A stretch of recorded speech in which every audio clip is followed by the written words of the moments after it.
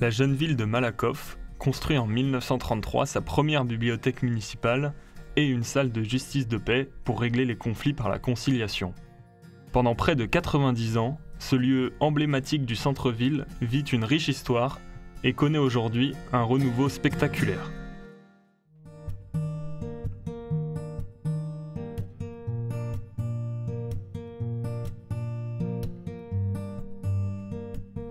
L'immeuble en briques rouges demeure encore aujourd'hui un bel exemple architectural des années 30, d'une élégante simplicité. Et pour marquer qu'il s'agit bien d'un bâtiment public, figure un cartouche en mosaïque colorée représentant le blason communal. La bibliothèque et la salle de lecture occupent tout le rez-de-chaussée. Des générations d'habitants de Malakoff viendront s'y cultiver. Les décorations art déco des ferronneries sont élégantes, jusqu'à la rambarde qui reproduit un monogramme de Malakoff.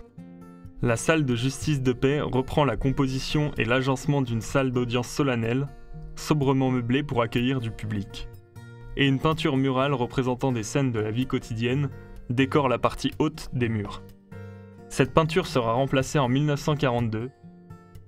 Après la disparition du système de justice de paix, la salle servira pour des réunions, des conférences, des cours de danse et des meetings politiques. La trésorerie occupera jusqu'en 2007 l'ensemble du rez-de-chaussée, après le départ de la bibliothèque.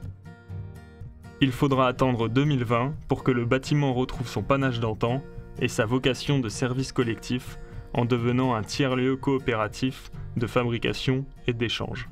Le projet au début, il a commencé sur cette notion de fabrication, un lieu de fabrication où on a envie de fabriquer ensemble et d'apprendre les uns des autres. C'était important pour nous de se dire que, par exemple, sur la fabrication ou sur le culinaire, on allait mélanger des particuliers avec des professionnels. Je fais des illustrations, je fais des tableaux, je brode, je fais un peu de céramique, je fais des bijoux aussi. On propose des ateliers en fonction des choses qu'on sait faire ici, pour débutants, pour confirmés, pour enfants, pour les grands, pour tout âge en fait. J'ai choisi de m'installer à la Trésor parce que c'était pour moi un moyen d'être au contact avec le public et avec d'autres artisans. Parce qu'en tant qu'artisan, on est souvent seul. Alors moi je suis doreuse à la feuille d'or, j'ai passé mon CAP de doreuse ornemaniste. Ma spécificité c'est qu'en fait j'utilise une pratique très ancienne pour en faire des objets un peu déco. C'est une aventure collective qui nous stimule aussi, nous, tous les créateurs et artisans qui sommes ici.